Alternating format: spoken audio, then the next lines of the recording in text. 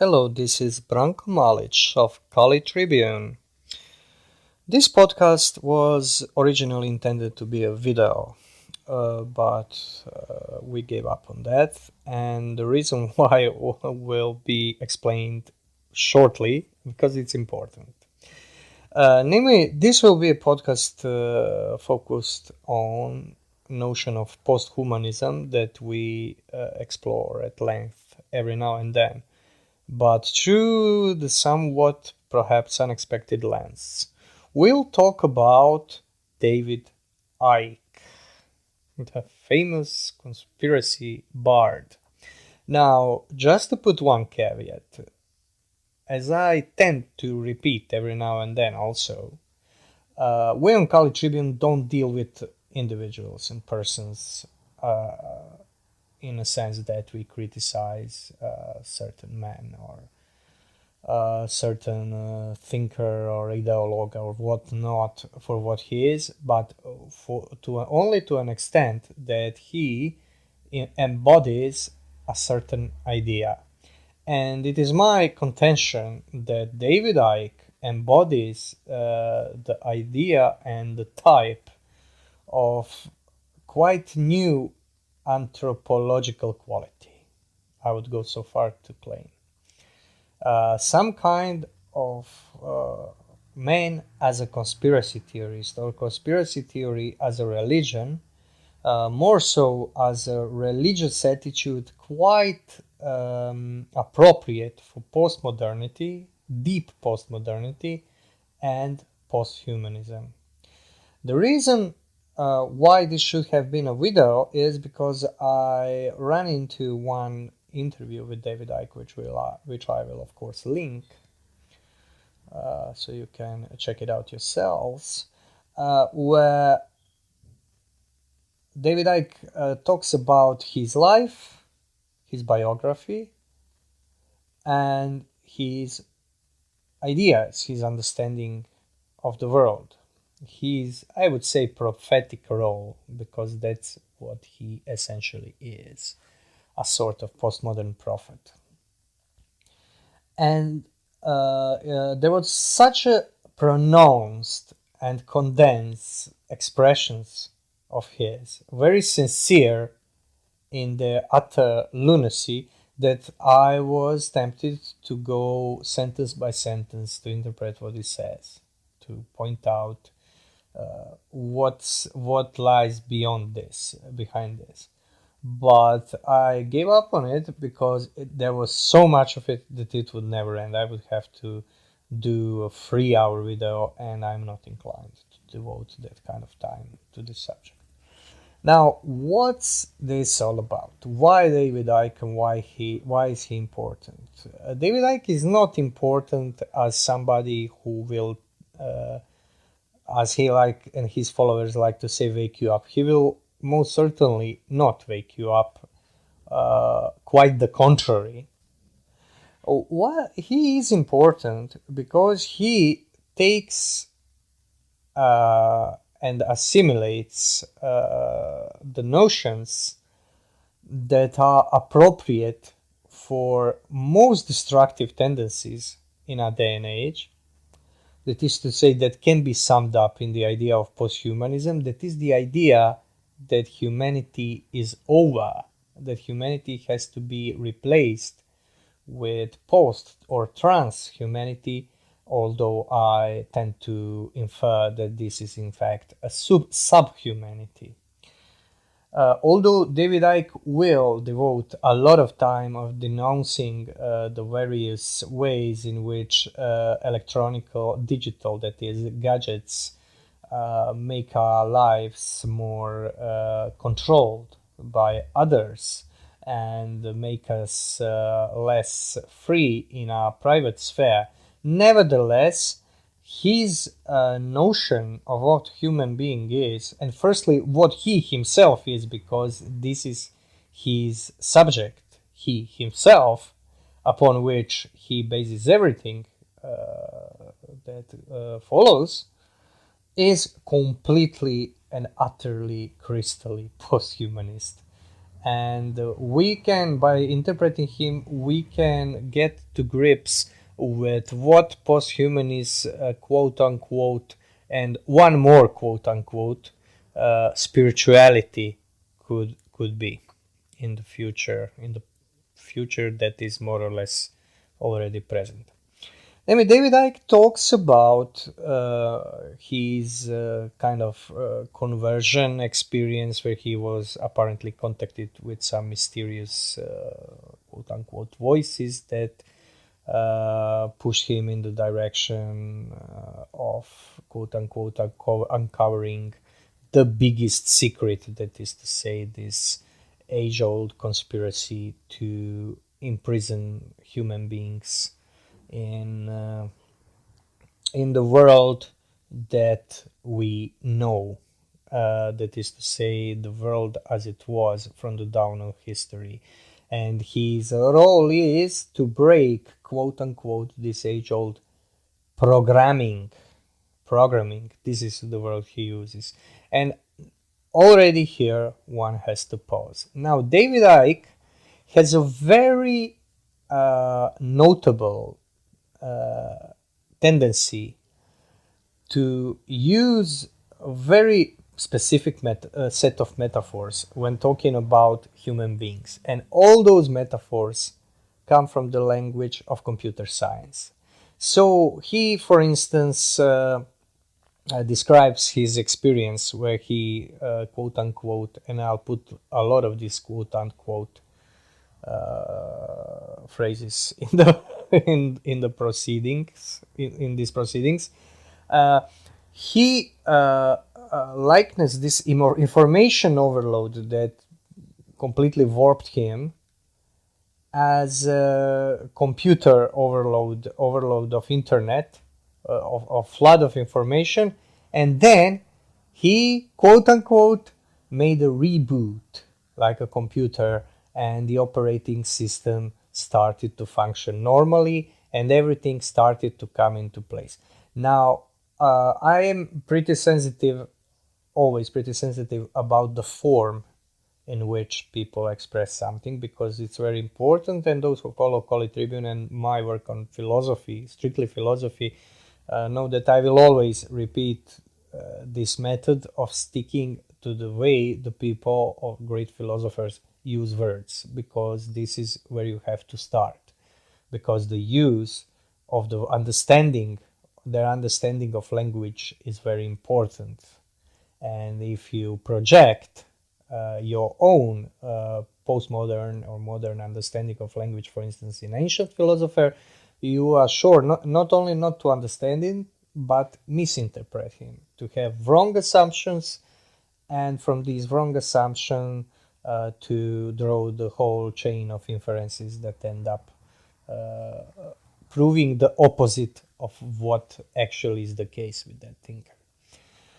In David Icke, we have this on a silver platter. You cannot miss it. He understands himself as a computer.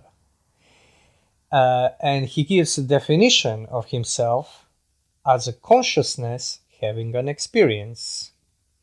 And he's very adamant about nothing being behind this consciousness. That is to say, this I am the consciousness is a pure identity for him. He even stresses this at one point.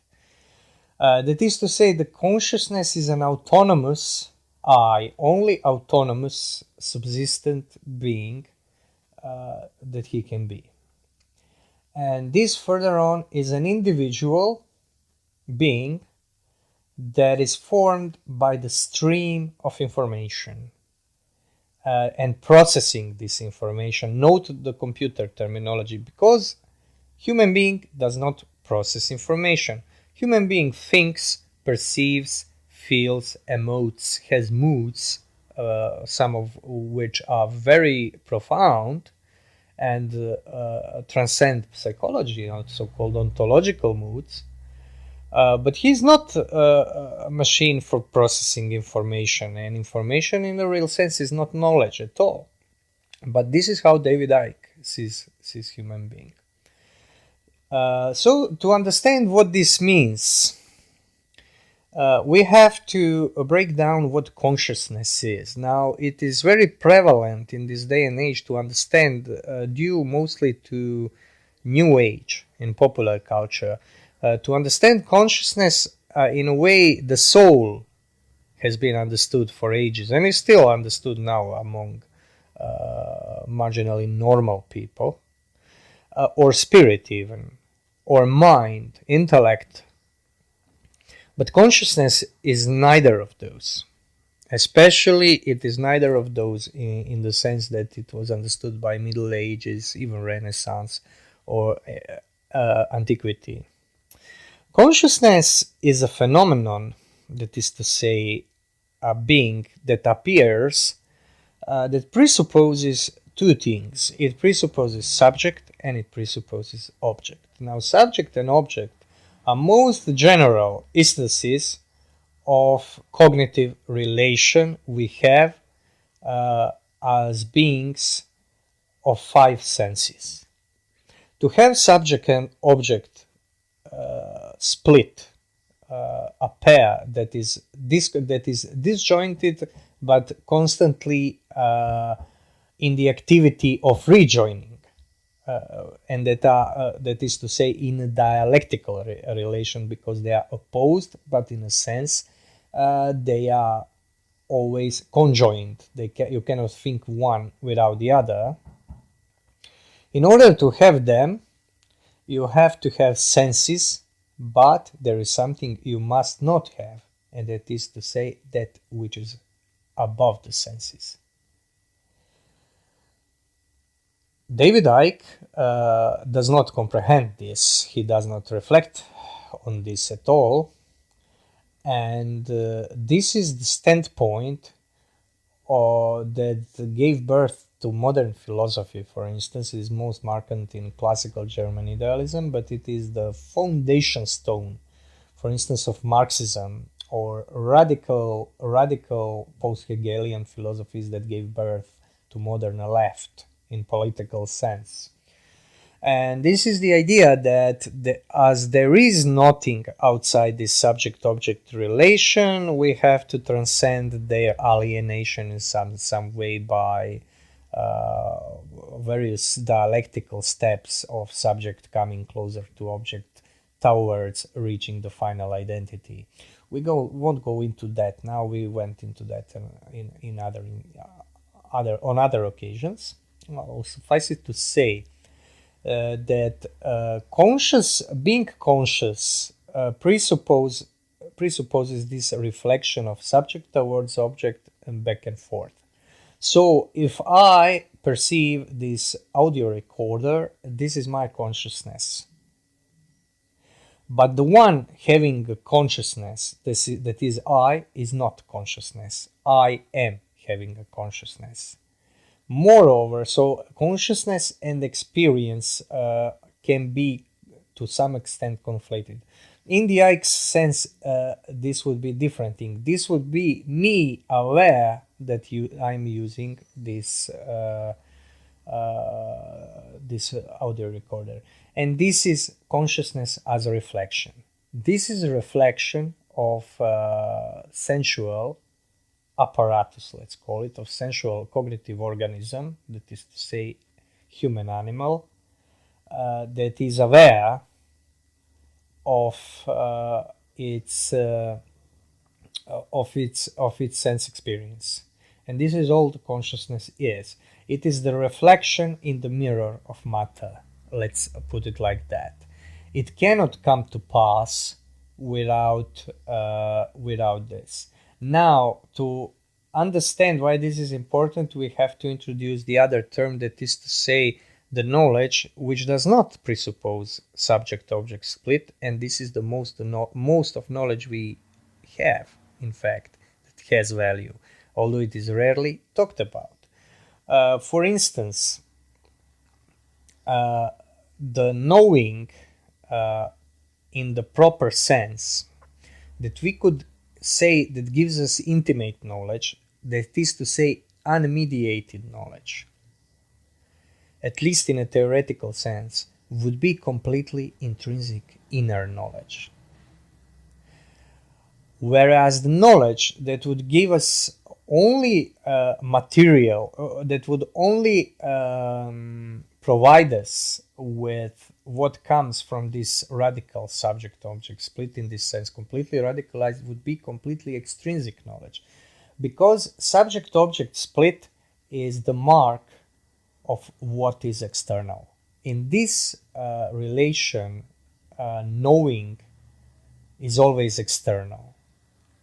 There's nothing inner in it, because for senses cannot reflect into themselves, for the simple reason that they are material as well as their object is material.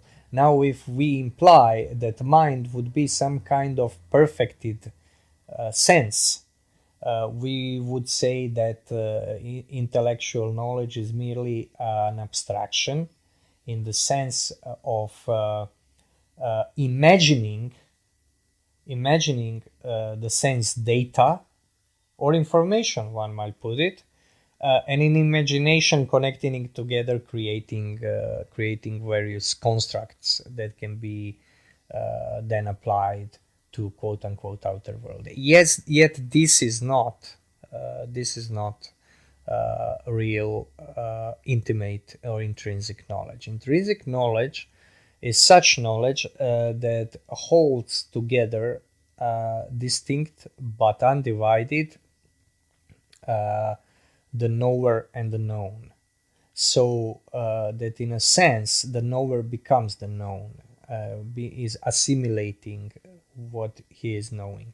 This kind of knowledge we have in various moments in life. The extreme case of this knowledge would be mystical state, not experience state. But this is not something that everybody in this life comes to even glimpse, and it is something that was widely discussed throughout the history of not only church but philosophy also, and especially in ancient philosophy, Neoplatonism. It was kind of like summit of knowledge, was this mystical vision, let's call it, but it is a more properly mystical state. This is a state of being. This is not experience, because experience always presupposes senses. That is to say, always presupposes matter. In matter as something that is external. This kind of knowledge does not presuppose externality, but this intrinsicness, this inner character of this knowledge does not mean that it is subjective. It is not subjective at all, because it is before subject and object split, but it is simply intimate or inner, because things have their inner sanctums, things that we experience in nature, that we experience in social life, that we experience in the life among other human beings, because after all, every human being we know has an extrinsic and intrinsic aspect, and this intrinsic aspect, his or hers inner self, is something that we can know only in certain respects, and in certain cases we can know it deeper or on the more surface level. But nevertheless, this inner character is present. And this consciousness metaphysics that Icke takes, which is in fact a skepticism, it's not metaphysics at all, it's a skeptical stance towards knowledge, denies by its very nature something like this. And the clear sign of this in somebody like Icke and his followers is this computer-like terminology, because in order to transcend this primitive stance or materialistic stance towards something that is more natural and subtle, you need to have a notion of man that is adequate, and they don't have it, because they have a modern notion of man as a machine, in this case updated to a digital apparatus, informational apparatus, that they are wishing to transcend, because Icke is poised to transcendence. The whole of this new age mishmash of his is based on an assumption that the five senses, reality perceived by five senses is just a fraction of reality. But then he proceeds to invent uh, the more subtle senses with which this reality can be perceived, and more subtle, as he calls them, vibration of reality. Now, this is cookie cutter new age materialism that poses a spirituality, because the thing is that there are no truth vibration. Truth does not vibrate because it is not material. You can say that it informs matter in some way, but it is not most pronouncedly not material. It is pure actuality, it's pure energy, energia. But energia is not, as somebody like Icke would probably claim, kind of material process. No, it's not. And what they are doing, in fact, is materializing and externalizing what is inner, what is immaterial, and what is inner. Now, Icke is not the only one doing this, although he is one of the more irritating instances. What is interesting in him is that his main goal is to transcend everything that holds this consciousness having an experience trial in the confines of the world. This consciousness does not accept in the world that is unjust towards it. And judging by the Ickes assumption of age-old conspiracy that is imprisoning human race, these confines are absolutely whole of the past.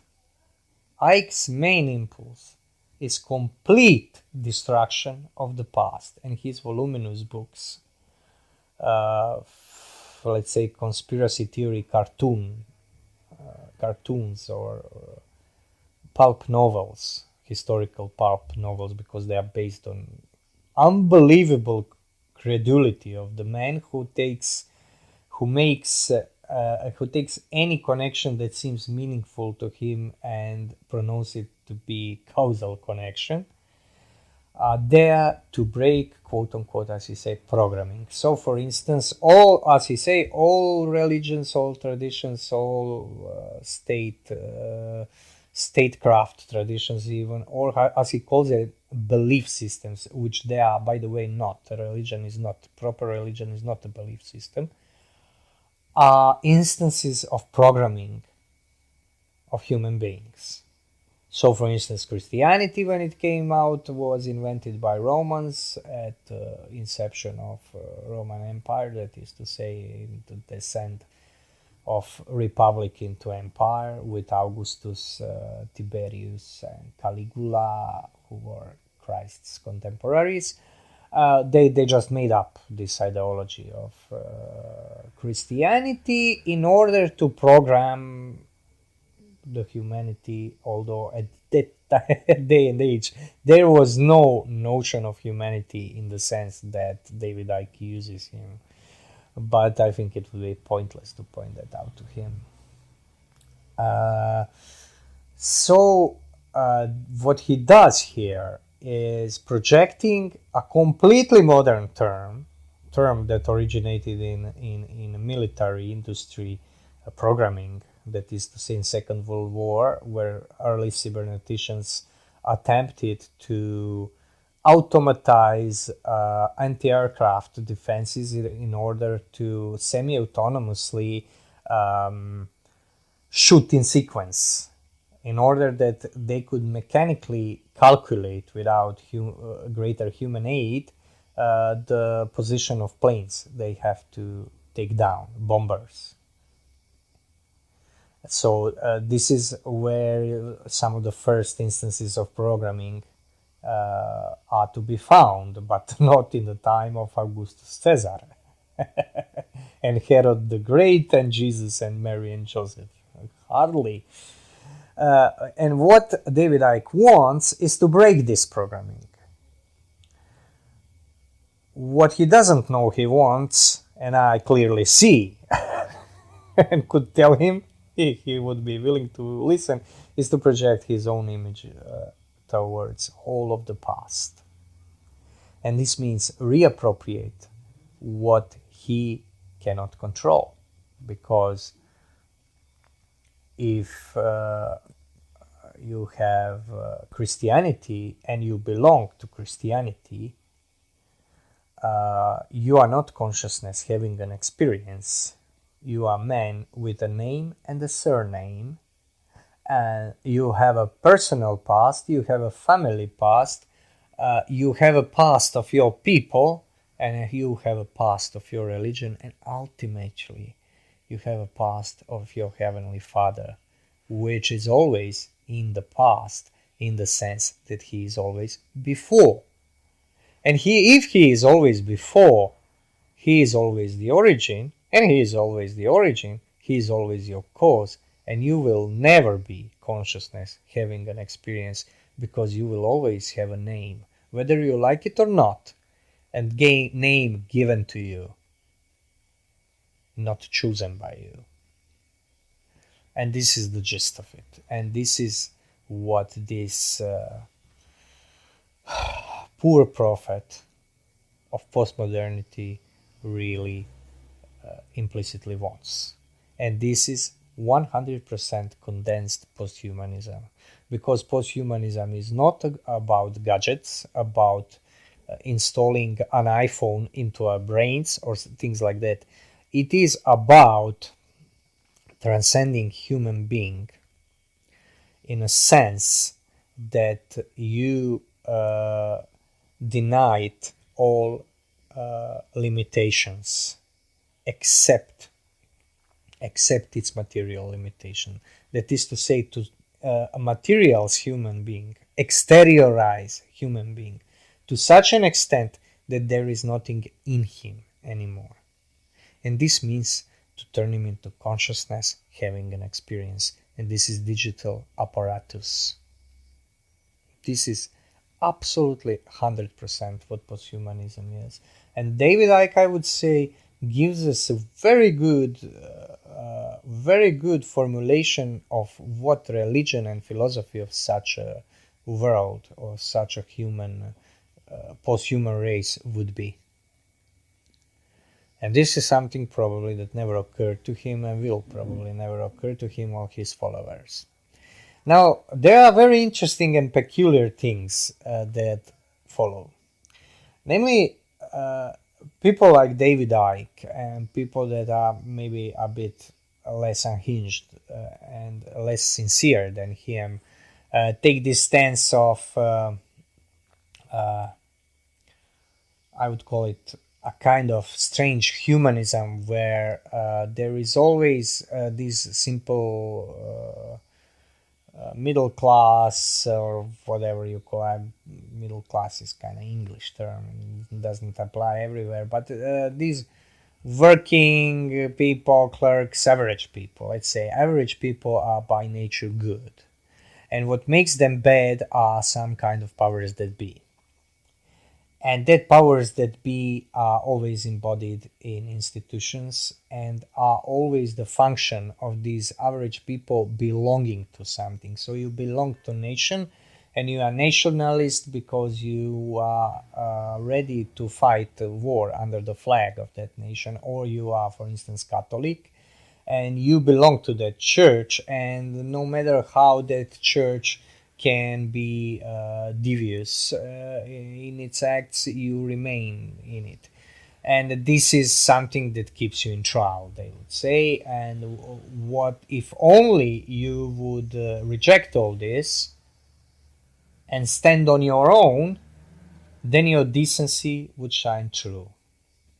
This is a level of 15 years old adolescent, male adolescent, because girls tend to mature much earlier. Girls usually see through this, a level of understanding the world. This is permanent adolescence. Somebody in his 40s, late 20s, that is absolutely adamant in this standpoint. For instance, many leftists are adamant in this to the day they die. Is at best immature, at worst he is in David Icke trajectory. That is, he is trying to liberate himself from everything that he inherits. And this has a hidden assumption. That is to say, that he is on trajectory of trying to detach from the origin, of not having origin, and become an origin of his own. Although at this stage, he is not a good pronoun, it becomes it. Because he or she come from this fundamental duality of human being, that is to say, duality of sex, which is the foundation of society and the need for society at all, because society is an expression of human limitation. Humans cannot live by themselves, each one for himself, because they are neither beasts nor gods. They are neither unconscious of themselves and just eating and procreating upper organisms, neither are they self-sufficient beings. And this is disclosed to human being by being sexual. So as we talked way back when, the idea of homosexual marriage is a strike directly at the root of society. Directly, cannot go more direct than that. Making it acceptable is an exercise in anti-social revolution never seen before, I think, in known history. But that's the story in itself, of course. Now, this is assumption behind this.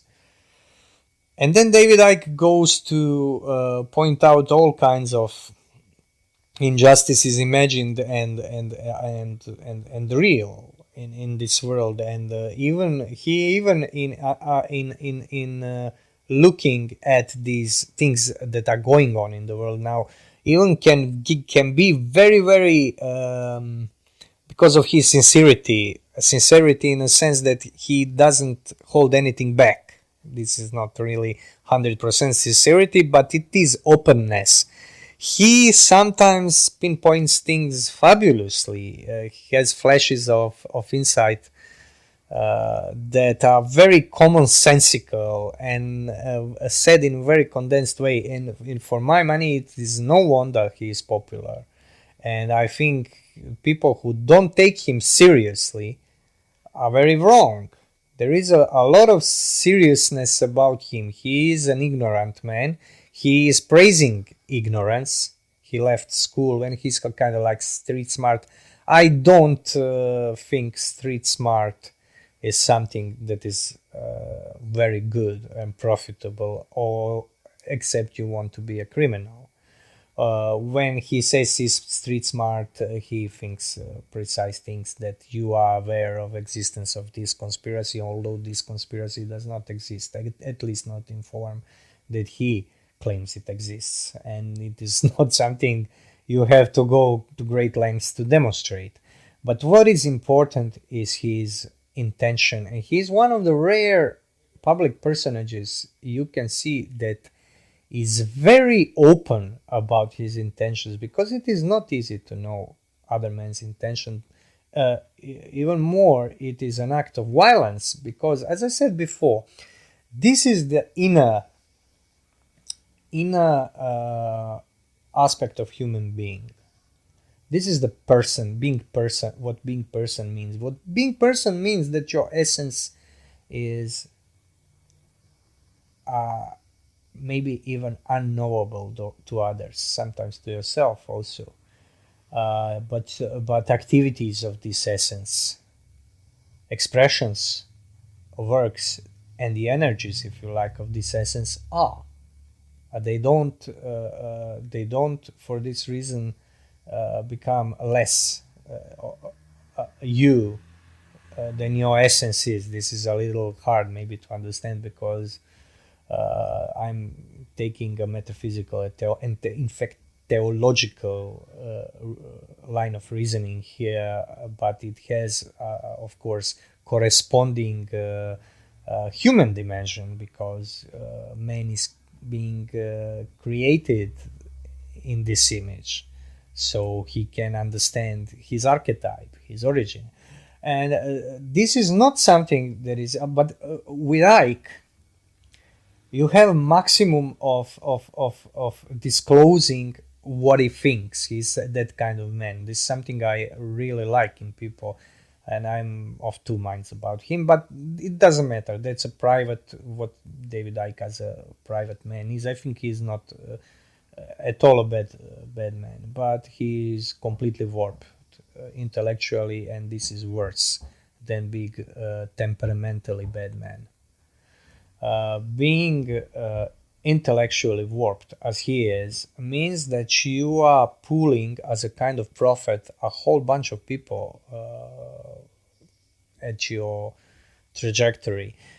In my country, there is even a parliamentary party that is mostly inspired, I think, by David Icke. They are pretty unhinged, but they tend to obfuscate a bit, where that they learned everything they know about the world from YouTube videos of Icke and people like Icke. And some of those people came into contact with our old friend Alexander Dugin. They didn't take them too long. One of them ended up last year on that New Horizons conference in Iran, which is post-Nazi, anti-Semitic, Third Rome, radical Shia millennialism summit. And for anybody in the know about personages who convened there, he wouldn't touch that place with the barge pole. But these guys fell into it because in David Icke's these complete mishmash of theories that he just assimilates, like as he said, he just downloads everything in himself. There is a lot of this post-Nazi influence, what I call post-Nazi, because it is essentially different in trajectory than original Nazism. This is the network, let's say, of intellectuals and even some industrials and people who are driven by the idea of the imperium, of European imperium, for instance, that has to be built on national socialist principles, but not on the principles of German race, but European race, let's say Caucasian race, white race, or for instance, people like Dugin, Eurasianist, who jive well with them because historically the geopoliticians who dreamed about this Nazi Europe that is not merely German but Nazi, but European, were based a lot on the geopolitical idea of unity with Moscow, with unity of Eurasian space, which ended up with the idea of national Bolshevism.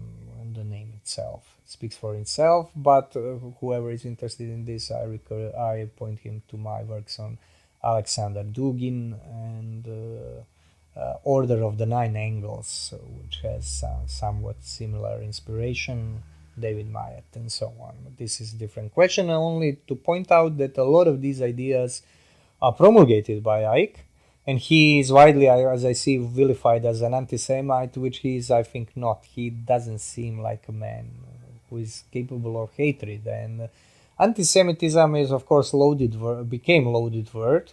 But originally, people assume that it is the hatred towards Jews or Jewishness and so on and so forth. He is not. He doesn't seem like this kind of man to me. But he is completely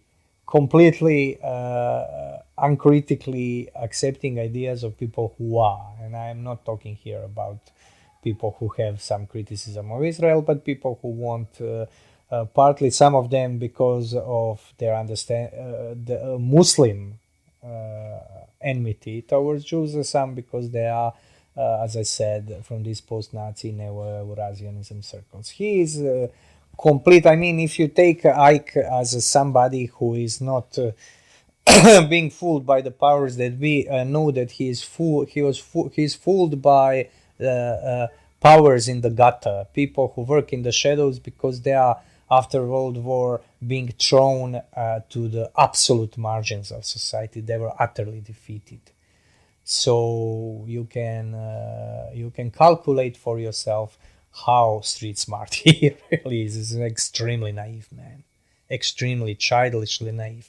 And one other thing is that this very idea that you don't see any problems with living, with seeing this detachment from tradition, from institutions, from everything as natural, tells me something about differences in Europe. Because if I may be personal for a second, I always worked on assumptions that we are more or less alike, with some differences. But with my recent experiences of Western Europe, I kind of look things in different light, and especially by when I now collate what I heard from guys like David Icke and other people. Seems like with David Icke we have an instance of something that, from my perspective, from where I stand from, where I am now, seems like completely different kind of human being than I am. Somebody with whom I would not have a really inner rapport. I could not argue even, because our standpoints diverged to such an extent that we are kind of like on different sides of a precipice. And I saw a lot of that in Western Europe, and got that feeling, for instance, with this secularism. And secularism is just a word. This is something much deeper, complete rejection. That first in my life, I saw complete rejection of religion or any kind of transcendence, except these sugar-coated new age poisons that they take to feel better. These are drugs, spiritual and mental drugs, that people who are empty, who rejected their inherited, in fact, modes of spirituality, try to compensate with disastrous results. I think this is rather rampant in the Western Europe and probably in the United States. I don't know, never been there. And this is I'm speaking about this because from the point of view of somebody who haven't crossed this precipice and doesn't incline to cross it, this is so utter absurd. The idea that you can detach from what is given to you, in a sense, what is traded to you, tradere, what is completely insane. How can you say that you are you then? And mind you, I told to resolve aporia to its origin, as is proper. Let us reiterate how David Icke calls himself and defines the human being as consciousness having experience. How can you be something like that? How can you be informatical machine, which this in fact denotes? The being that really is this is not human being. I, being a human being, cannot really communicate in human terms with this being. So when I argue, for instance, for a necessity of belonging to something, somewhere, sometimes, well, I can only go so far. I'm not sure that people like this can even understand it. And this is something that is very defeating, because from the standpoint of somebody who is not accepting where they are going.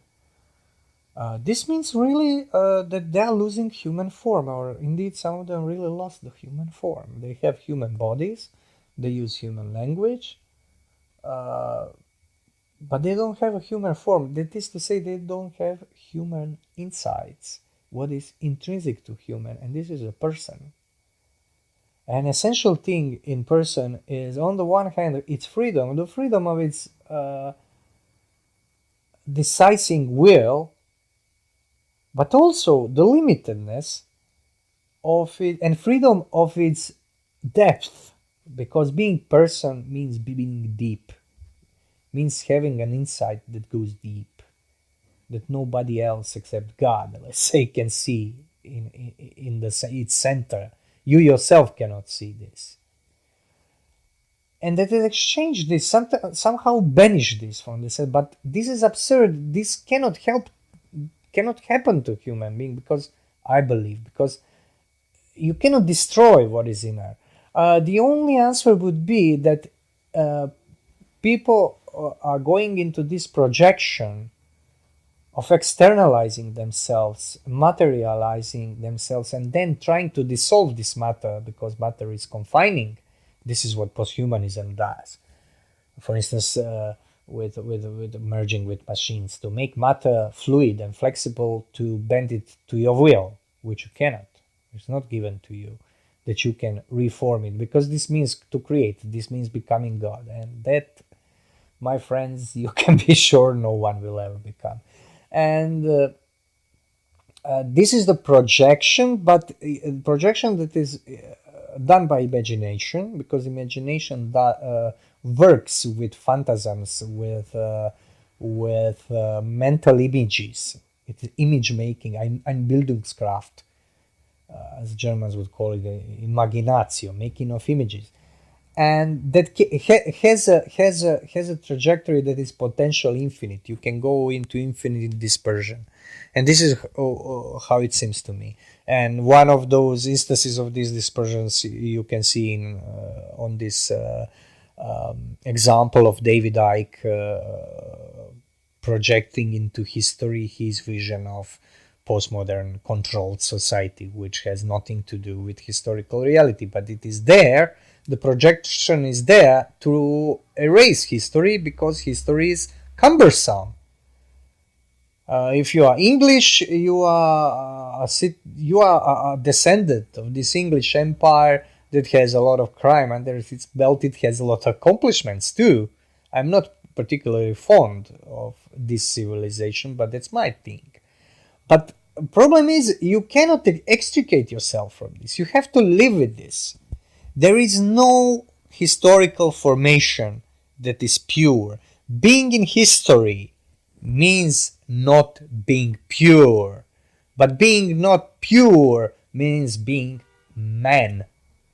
Being purified does not mean erasing history. That it means being uplifted from it, but only if you are in it. You cannot extricate yourself by the hair like Baron Munchausen.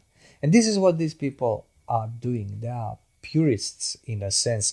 And just to make an announcement, we are in the works of writing an article, and it will have an audio version of precisely about this, about communism and this idea of purity and metaphysical essence that works and acts through communist political theory and acts. And I think it will be rather interesting. Until the end of the week it will be probably finished. It is already half finished. And this is what these people do. And this is and they can for instance, criticism for the church gets from such people, I don't know, the pedophilia is the main thing now, but before pedophilia, they have to invent something else, because this is rather recent. You have to note that church has dogmas. You have to attack fundamentals. And how you can be free by having a dogma? Well, you can't, because you are not supposed to. And the essence of dogma is to give you a lifeline to which is higher, that your mind can use to climb above. And the fact that this is abused by the caste, the class of men that are professionally involved in maintaining it, is nothing to be surprised at. And this is something that comes naturally because this is a historical institution, but it is not complete. It is not founded historically by historical originator. That is to say, it is, but he is more than historical. This is rejecting this means something to say in pretty unpolite language that you want your shit not to stink. And nobody ever pulled that off, except, as I hear, some yogis who managed to reach the perfection of samadhi where the shit smells like lotus flower. I think Sai Baba was able to pull that off. But I never could check this for myself, and I was never inclined to anyway. Well, on that note, we'll end our podcast and resolve a aporia about consciousness named David Icke having an experience. Hope it was insightful enough and enjoyable enough for you. Thank you for your attention. This is Branko Malic of Gali Tribune signing out.